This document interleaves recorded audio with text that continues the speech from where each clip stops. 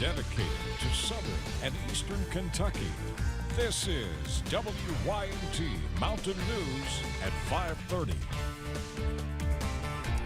Good evening, I'm Steve Hensley. To honor those who served in the military, this Veterans Day, faculty and staff at Letcher County Central hosted a celebration. WYMT's Chas Jenkins has a reaction from local veterans who attended the event. Gathering together to celebrate a holiday honoring the men and women who served in the military. This morning coming in, the sky was beautiful. It was all red and big streaks of red going across the sky. And it reminded me, I thought back of Normandy. Leaving some veterans happy to attend, with hopes of teaching students firsthand about the holiday.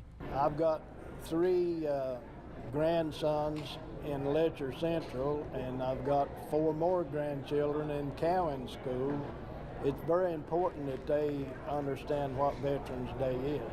With event coordinators agreeing, citing a use for learning by experience. It's one thing for us to talk about that in the classroom, but to bring those men in and let our students see them and thank them, and some of our cadets even to have breakfast with them, really gives them a different experience and a different way to see that. The event seeing more than 40 veterans come out in support. All the World War I veterans are gone, and most of the World War II veterans are gone. There are a lot of Vietnam-era veterans here. I don't know, I'd just like to see all of them honored and shown respect to. Doing so with a catered breakfast and parade. Putting this all together so that it's not only meaningful for the veterans, but it's meaningful for the students as well. An eventful morning in the mountains, celebrating an important holiday. In Whitesburg, Chas Jenkins, WYMT Mountain News. Good to see former Judge Executive Carol Smith in that story. Tyree says he wanted to thank all faculty and staff involved who helped put the event together, including the Honor Society and JROTC. Well, Perry County is another school district looking to give back on this Veterans Day. Superintendent Jonathan Jett announcing on Facebook the district would provide free breakfast and lunch to all those who served. This was not limited to one particular school, and it's something that Perry Central School nutritionist Alexis Martin says has been a tradition for some time. We've been doing it annually for as long as I can remember. I went to school at Perry Central, and I remember us doing it when I was in school. So we just continue the tradition. Mr. Jett, our superintendent, he loves to do it every year. My papa is a veteran, so it feels great to serve people like him and give them a free meal. Martin says it felt good to be back after the pandemic canceled last year's event.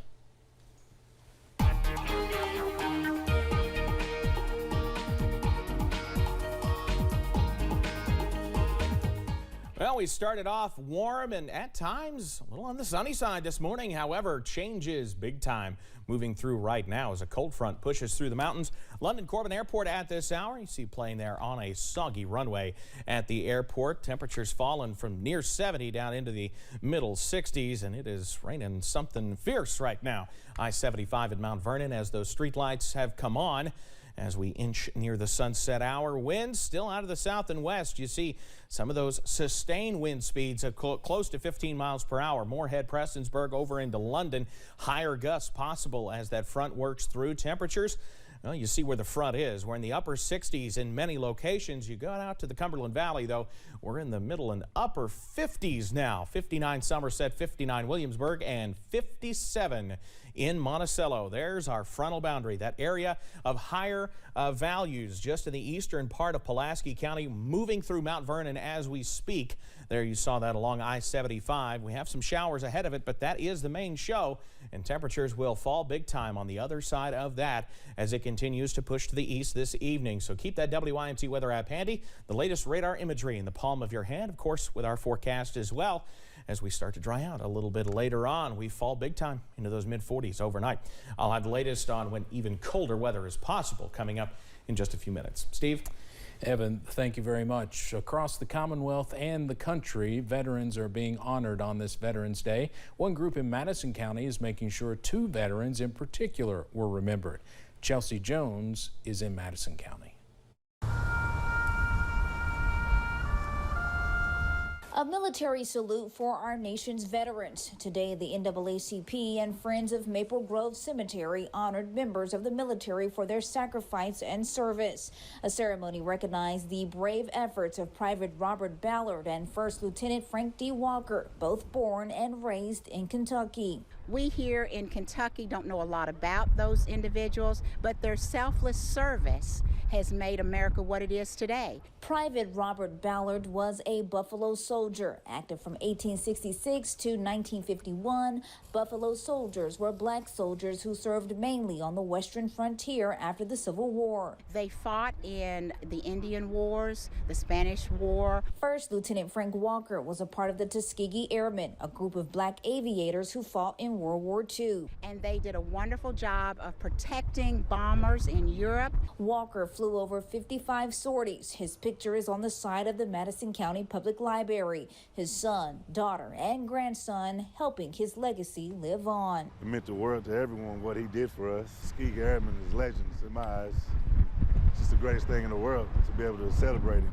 Wreaths were placed on Walker and Ballard's graves. Now, members of the community who attended today's event say they are forever grateful for the men and women who continue to serve this country. And I'm glad now more and more that we're recognizing them. I mean, many of us wouldn't be, I probably wouldn't be here if it wasn't for them. In Madison County, Chelsea Jones, WKYT. A Clark County couple completed a months-long project in honor of veterans. Bobby and Jocelyn Stanfield own Super Shine Car Wash in Winchester. They and 43 other businesses and community members there have been raising money to fund grave markers for fallen heroes. The Stanfields said all of the markers were installed this week, just in time for Veterans Day. Today, the car wash is thanking veterans and active military with free car washes and honoring families of those who have died with the official markers at the cemetery across town. I think that a lot of family members don't realize that although the marker is a government issued and it's at no cost to them, they're delivered to the cemetery and then the cemetery waits for further instructions from the family. Sometimes a family would rather have the marker as a keepsake. Some want them installed. The Stanfields are collecting the names and stories of each veteran that comes through the car wash as a way to honor them and their service. The Stanfields said extra funds were donated to Lady Veterans Connect, a veteran organization based in Winchester. A VA hospital will finally be built in Louisville after more than a decade of work to get it approved. The 910,000 square foot high-tech facility will provide health care for veterans in Louisville and southern Indiana. The new Robley Rex VA Medical Center will also include a women's health clinic. The nonpartisan effort to build the hospital had strong support from elected officials in the roughly 15 years it's taken to get to this point. While many gathered at the memorials in Washington, D.C. to pay respects to veterans today, one Marine veteran was there for a different reason. John Callahan, who served in the Vietnam War, took a walk through the memorials both to pay respect to fellow veterans and honor the lives of civilians lost in the conflict. He carried with him a picture of one person that he knew, a young girl named Fu, who was killed in 1966 in Vietnam. He says 33 people were killed along with Fu and left in a mass grave. Callahan says Fu was orphaned and he felt a responsibility to bring the photo there to honor her and the other civilians who lost their lives.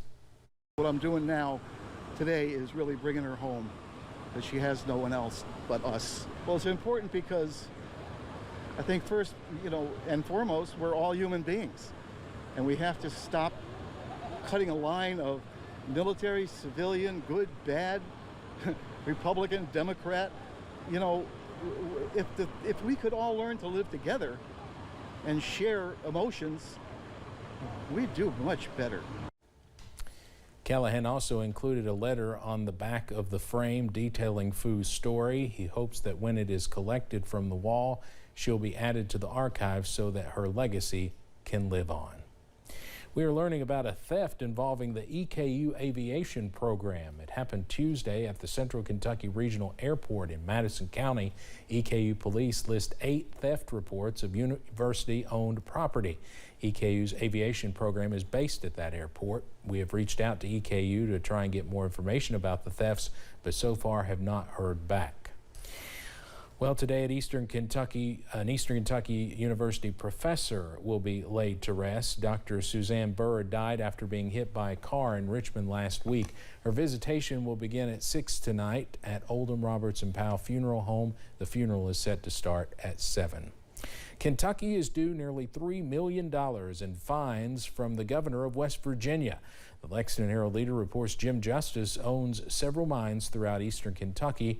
A judge says Kentucky can collect money for environmental violations and unfinished reclamation work. An attorney for Justice says the fines would be so excessive with interest that it would violate the 8th Amendment.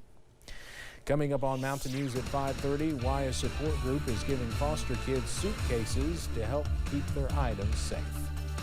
And we've got highs in the 7-day forecast on par with tonight's forecast low. I'll have the very latest on our cold surge straight ahead.